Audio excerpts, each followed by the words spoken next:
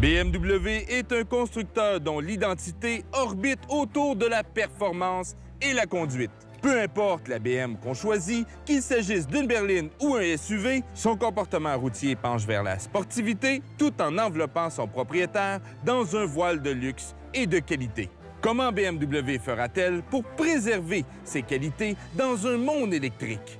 Elle tente le coup avec l'iX, son premier VUS électrique, mais aussi le premier véhicule BMW à reposer sur une toute nouvelle plateforme dédiée. Dédié?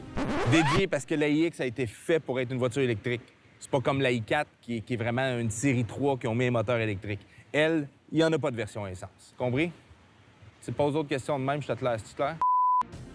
Non, on s'entend, c'est pas beau, ça. Non, c'est pas pour tous les goûts, là.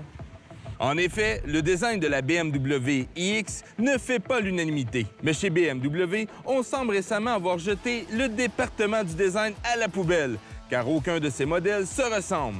Certains d'entre eux, comme la iX, sont particulièrement bizarres. Et la grille avant, sans grille, mais on fait semblant d'en avoir une, n'aide pas. Mais à ce qui paraît, ça se vend comme des petits ponchos un jour de pluie. Il y en a qui ont de l'argent et qui n'ont pas de goût. Le iX xDrive 50 est à la saveur des VUS électriques d'aujourd'hui.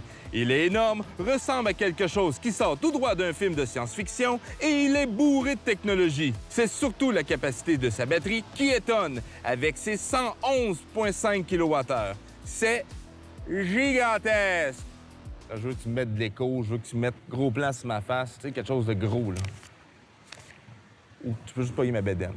C'est gigantesque! Une telle capacité permet à cette batterie d'alimenter 2 moteurs électriques montés sur chaque train. La puissance totale combinée est chiffrée à 516 chevaux et le couple 564 livres-pieds, permettant à ce gigantesque véhicule du futur de boucler le sprint 0,96 km/h sous la barre des 5 secondes.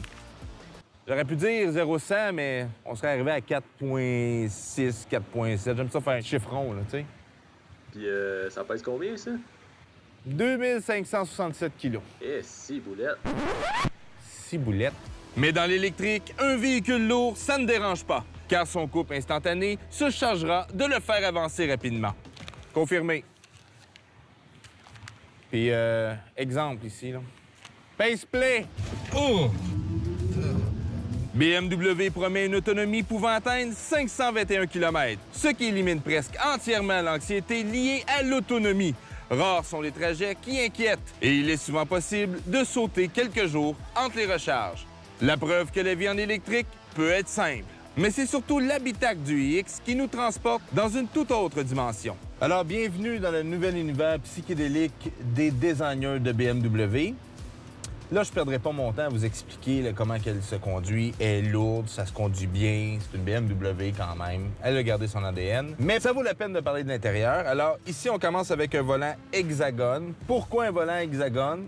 Parce que c'est ça, hein? C'est ça le futur.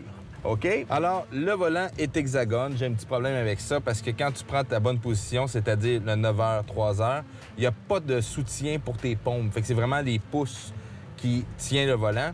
Tandis qu'à la position 10h et 2h, la vieille bonne position, bien là, on est confortable, il n'y a pas de problème. C'est pas ça, la bonne position? Non, non, ça, c'est quand on t'apprenait à conduire dans les années 80. Quand les voitures n'étaient pas précises, quand les voitures étaient comme des mardes. Je prends 2 minutes, je l'explique. La vieille école, la bonne façon, le « je manque », le « Karen ». Le wannabe chauffeur de BMW. Pour revenir à l'intérieur, bon, comme toutes les voitures électriques, c'est un gigantesque écran qui sert d'instrumentation. Vous contrôlez tout à partir d'un écran tactile. Les matériaux sont d'exquise qualité, la qualité de finition est impeccable. Mais BM intègre des cristaux sur certains boutons, comme dans les portières et le sélecteur de vitesse. Une touche qui fait un peu bobo chic. Certains me rondent, d'autres non. L'habitacle du iX ne ressemble à rien d'autre chez BMW. On se sent plutôt dans un lounge que dans un VUS. La qualité de son écran est magnifique, l'interface est immersive et que dire de la chaîne audio Bowers & Wilkins? C'est une option de 4 300 $, mais chaque dollar vaut la peine. Le son est complètement hallucinant. C'est certain que vous allez trouver votre position de conduite. Le volant, il se tire à l'infini. Et voilà. Malgré ses dimensions, le BMW iX n'est pas plus spacieux à l'arrière. Même chose du côté de l'espace de chargement, on a le droit à 500 litres de volume derrière la banquette. C'est plutôt étroit et la hauteur de la valise est beaucoup plus haute qu'un X5.